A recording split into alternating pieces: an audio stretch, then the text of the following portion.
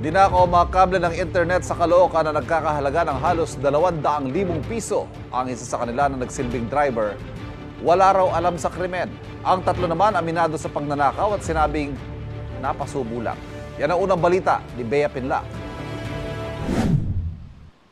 Sa unang tingin, tila normal lang na delivery vehicles ito. Pero nang buksan ng mga pulis, tumambad sa kanila ang dose-dose ng kable ng internet na pinutol-putol.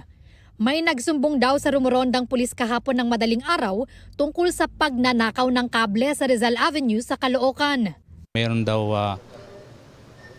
kumukuha doon ng yung kable doon sa Imbornal na pinutol-putol nila. 6 sila doon. Kinausap agad, na-recover namin yung 2 bolt cutter, lalaki, tsaka lubid kasi hinihilan nila yung palabas.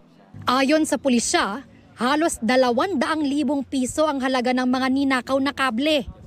Huli ang 6 na suspect, kabilang ang 16 anyos na lalaking itinurn over na ng mga otoridad sa Bahay Pag-asa. Sa kulungan naman ang bagsak ng 5 iba pa, kasama ang 2 driver ng delivery vehicle. Itinanggi ng isang driver na sangkot siya sa krimen. Hindi po totoo yun. Bali, binok po kami. Magdating po sa area na gano'n eh. Ganun po pala yung mangyari. Ang dami po kami. Ang 3 pang ibang suspect, napadaan lang daw at inalok ng pera kapalit ng pagputol at pagtangay sa mga kable. Alam po namin yung ginagawa pero napasubo lang po kami dahil sa pangangailangan. Sabi na po sa amin, tumulong lang po kami magbuhat. Tapos, ibigyan po nila kami ng pera. Ibigyan po kami ng mahalaga na 500 para kumita raw po kami. Ang utak daw ng pagnanakaw, nakatakas. Inaalam pa ng pulisya kung may kinalaman din ng grupo sa nakawan din ng kable noong Abril. Talaga plinanuhan nila yan.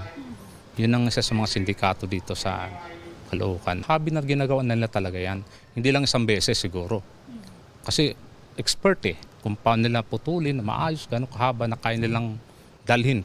Mahaharap ang mga suspect sa reklamong theft at paglabag sa Anti-Cable Television and Cable Internet Tapping Act. Ito ang unang balita. Bea Pinlac para sa GMA Integrated News.